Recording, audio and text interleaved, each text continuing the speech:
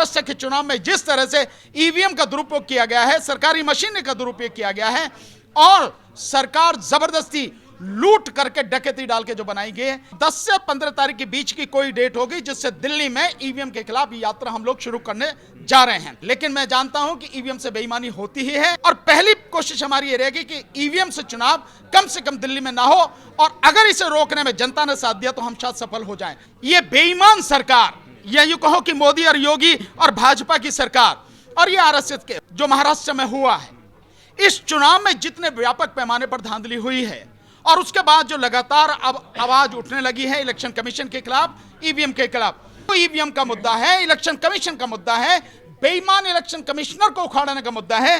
मरेंगे तो लड़के मरेंगे, कायरों की तरह घर में बैठ के नहीं मरेंगे। देखिए, बहुत सीधी सी बात है, क्योंकि हम दिल्ली से शुरुआत कर रहे हैं और दिल्ली में जनवरी फरवरी में चुनाव होने वाले हैं। जनवरी में नोटिफिकेशन जारी हो जाएगा, अधिसूचना जारी हो जाएगी, उसके बाद में फरवरी में चुनाव होगा। तो दिल्ली की जनता की जो मुख्य समस्याएं हैं, इसमें देश की जनता की भी हैं, लेकिन दिल्ली की जनता की जो मुख्य समस्याएं हैं, जैसे किसानों की समस्याएं हैं, किसानों को उनकी जमीन का जो सही मुआवजा है वो नहीं मिल रहा, मात्र उनको आप 53 लाख रुपए दे रहे हैं जो सर्किल रेट बताया जा रहा है। उस जमीन की कीमत, जो 1 एकड़ जमीन आप ले रहे हैं, उसकी जमीन की कीमत सैकड़ों करोड़ में है और आप केवल 53 लाख रुपए दे रहे हैं। तो हमारा इसमें यह है कि 10 करोड़ रुपया प्रति एकड़ किसान को उसकी धरती का मुआवजा दिया जाए, साथ में इस दिल्ली का विकास हो सके, दिल्ली की जो जनता है, किसान हैं, उनको उनका हक मिल सके। तो जो मास्टर प्लान है 2021 का भी अभी लागू नहीं हुआ, बट 2041 का जो मास्टर प्लान है उसे तत्काल लागू किया जाए। अगर सरकारें लागू नहीं करेंगे तो हम लोग राजनीति में आके हम इसको लागू करेंगे। साथ में यहाँ 5 लाख के लगभग सफाई कर्मचारी हैं, कच्चे हैं, 20 साल 25 साल हो गई, अभी तक उन्हें पक्का नहीं किया गया, उन सबको पक्का किया जाए, ये हमारा एक इसमें मुद्दा है। साथ में जिस तरह की जो मजदूर हैं उनके साथ में सारी चीजें हो रही हैं और उनका कोई भी सुनने वाला नहीं बैठा है, उन मजदूरों की मांग को इसमें उठाएंगे। जो 10 तारीख का हमारा मुद्दा है मणिपुर, आप देख रहे हैं कि मई 2023 से लगातार मणिपुर सुलग रहा है। अभी लेटेस्ट 2 महीने के अंदर अंदर में कितनी भयानक हिंसाएं हुई हैं, सैकड़ों लोग मारे गए, 60,000 के लगभग लोग अभी भी कैंपों में ले रहे हैं। कोई इस देश का मुद्दा उसको नहीं बना रहा है, नहीं समझ रहा है, जबकि वो मणिपुर का नहीं, इस देश का मुद्दा है। मणिपुर का मुद्दा हमारा इस जो 10 तारीख का प्रोग्राम है उसमें शामिल है। साथ में ईवीएम का जो हमारा मुद्दा है, ईवीएम का मेन मुद्दा है जिससे पूरे देश में हाहाकार मचा हुआ। और अब तो महाराष्ट्र के चुनाव आपके सामने, इस महाराष्ट्र के चुनाव में जिस तरह से ईवीएम का दुरुपयोग किया गया है, सरकारी मशीनरी का दुरुपयोग किया गया है और सरकार जबरदस्ती लूट करके डकैती डाल के जो बनाई गई है, ये सारे इस तरह से हमारे बहुत सारे मुद्दे हैं जो इसमें उठने वाले हैं हमारे। साथ में जो आप देखेंगे कि यमुना नदी के खादर में लाखों की संख्या में जो लोग हैं पास कागज हैं, उनको 1914 से जो लोग रह रहे हैं उन सबको हटाया जा रहा है। उनको हटाया नहीं जाए और अगर हटाया जाए तो उन्हें प्रॉपर मुआवजा दिया जाए, प्रॉपर जगह दी जाए, तभी उनको हटाया जाए। ये भी एक हमारा इसमें मुद्दा है। सर, राष्ट्रीय भागीदारी मोर्चा क्या जो फरवरी में दिल्ली में चुनाव होने वाले हैं उसमें भी डायरेक्ट भाग लेने वाला है? बिल्कुल भाग लेने वाला है। इसमें अभी तक करीब 4 पार्टियां हैं, जिसमें राष्ट्रीय जनहित संघर्ष पार्टी जो हमारी पार्टी जिसका मैं राष्ट्रीय अध्यक्ष हूं वो भी शामिल है। इसमें एक हमारी और पार्टी है जो मिस्टर रायजादा, जो केजरीवाल के साथ में थे, जो डॉक्टर रहे यूएसए में, वहां से छोड़ के और तब से यहीं पे हैं, उनकी अपनी एक पार्टी है। एक पंजाब के हमारे साथी हैं राजा सिंह साहब, उनकी एक पार्टी है और एक और पार्टी है। तो 4 पार्टियां भी शामिल हैं हम लोग। और इसके अलावा हम सभी दिल्ली की जो जनता के जो साथी हैं जो चाहते हैं कि ये मानवीय व्यवस्था स्थापित हो और जो गंदगी फैली हुई है गंदगी साफ हो, एक अच्छी राजनीतिक जो पहल है एक वो होनी चाहिए। उसके लिए हम सभी से आह्वान करते हैं, जो साथी भी इस चुनाव में भाग लेना चाहते हैं, जो साथी बदलाव चाहते हैं, वो बाहर निकल कर आएं और साथ दें और 10 तारीख को हमारे इस आंदोलन में यहाँ पर तालकटोरा स्टेडियम में पहुंचे। भानु जी, आप लोग लगातार ईवीएम का विरोध कर रहे हैं, लेकिन जब चुनाव होंगे तो आप लोग उसमें भी भाग लेंगे, तो क्या आप लोगों को लगता है कि ईवीएम के द्वारा जो चुनाव होगा उसमें आप लोगों के साथ न्याय होगा? नहीं, बिल्कुल न्याय नहीं होगा। मैं तो कह रहा हूं इस बात को, सरकारी मशीनरी का दुरुपयोग होगा, लेकिन हमारी कोशिश है, क्योंकि 10 तारीख के बाद हम ऐलान करेंगे कि यह आंदोलन कैसे होगा, और 10 से 15 तारीख के बीच की कोई डेट होगी जिससे दिल्ली में ईवीएम के खिलाफ यात्रा हम लोग शुरू करने जा रहे हैं। और फिर राष्ट्रीय स्तर पे कहां से किस तरह से होगा वो सारा प्रोग्राम उसमें डिटेल में हम लोग बताएंगे।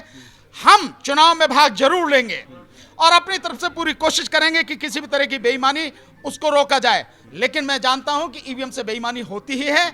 हम कितनी भी कोशिश करेंगे तब भी होगी, पर फिर भी लोगों को जगाने के लिए, जनता को जगाने के लिए, और पहली कोशिश हमारी ये रहेगी कि ईवीएम से चुनाव कम से कम दिल्ली में ना हो, और अगर इसे रोकने में जनता ने साथ दिया तो हम शायद सफल हो जाएं, नहीं हुए तो फिर भी ये लड़ाई हमारी जारी रहेगी। सर, एक आखिरी सवाल, पूरे भारत में जो अभी सबसे जो ये प्रमुख मुद्दा बना हुआ है, मस्जिद के नीचे क्या है जवाब आपके पास? बहुत सीधी सी बात है, ये बेईमान सरकार, या यूं कहो कि मोदी और योगी और भाजपा की सरकार और ये आरएसएस के, हो क्या रहा है कि ये जो चुनाव जो महाराष्ट्र में हुआ है, इस चुनाव में जितने व्यापक पैमाने पर धांधली हुई है और उसके बाद जो लगातार अब आवाज उठने लगी है इलेक्शन कमीशन के खिलाफ, ईवीएम के खिलाफ, इस मुद्दे को डाइवर्ट करने के लिए ये सारी चीजें की जा रही हैं। मैं आपको तारीख वाइज बताऊंगा, चुनाव कब होना था, जो सेकंड फेज का चुनाव है कब होना था, वो 20 तारीख को होना था, 20 नवंबर को। मुद्दा कब उठा, 19 तारीख को।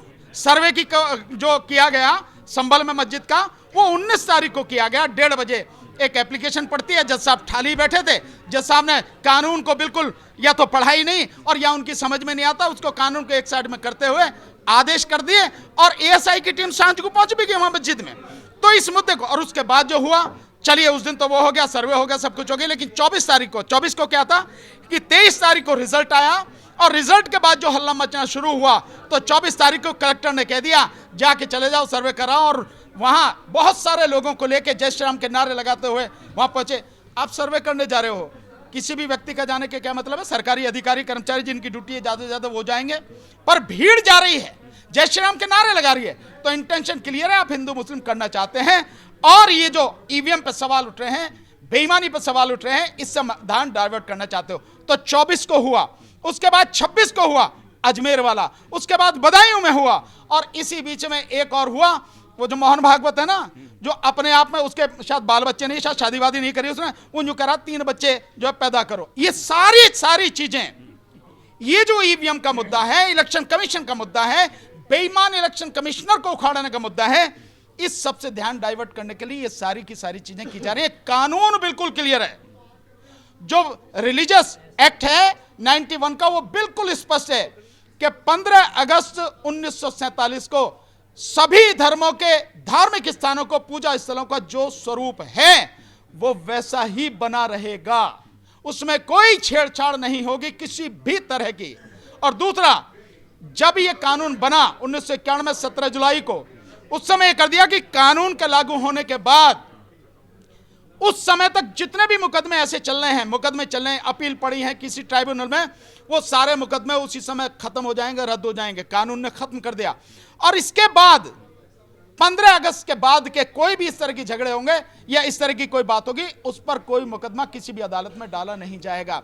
बावजूद उसके ये सारी चीजें हो रही हैं, तो ये सोची समझी साजिश के तहत है, ताकि election commissioner, election commission, Modi की बेईमानी, ईवीएम, इससे ध्यान डाइवर्ट हो, सब कुछ इसी चक्कर में किया जा रहा है। भानु जी, जब भाजपा के लोगों की बारी आती है, जब उन पे आपराधिक मामले होते हैं, तो अदालतें भी बड़ी सुस्त होकर काम करती हैं, लेकिन संभल के मामले में देखा गया कि किस प्रकार से बहुत तेजी से काम हुआ, उस पर क्या कहना? देखिए, भाजपा के लोगों के विषय में, आरएसएस के लोगों के विषय में कार्रवाई क्यों नहीं होती?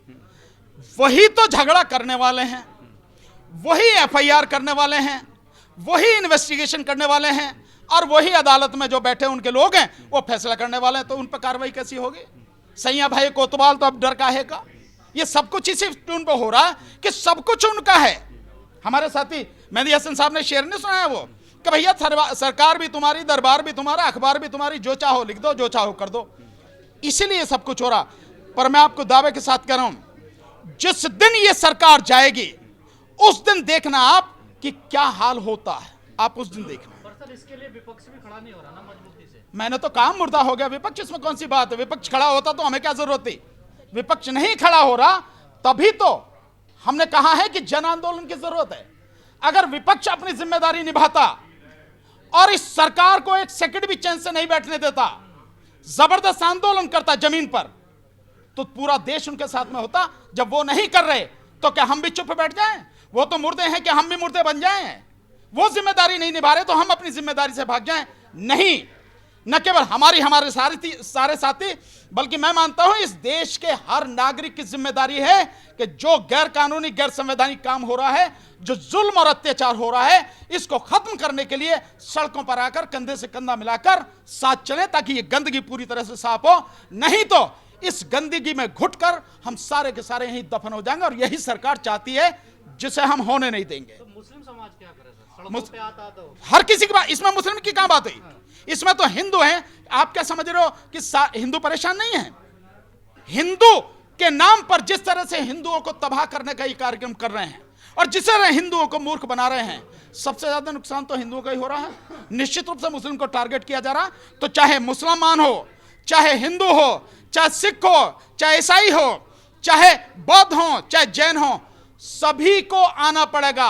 सभी जाति धर्म के लोगों को सड़क पर आना पड़ेगा। नुकसान एक का नहीं है, नुकसान सभी का है।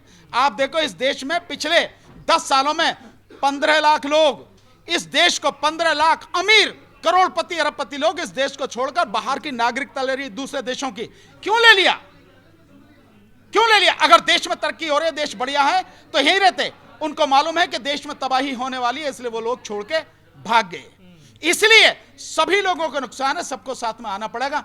आग लगती है तो फिर उसमें यह नहीं होता कि नीम का पेड़ है, जंगल में आग लगती है ना, तो नहीं देखती नीम का पेड़ है, ये कीकड़ है, या आम का है, या पीपल का, सबका स्वाहा हो जाता है। यही हाल होगा, बचेगा कोई नहीं।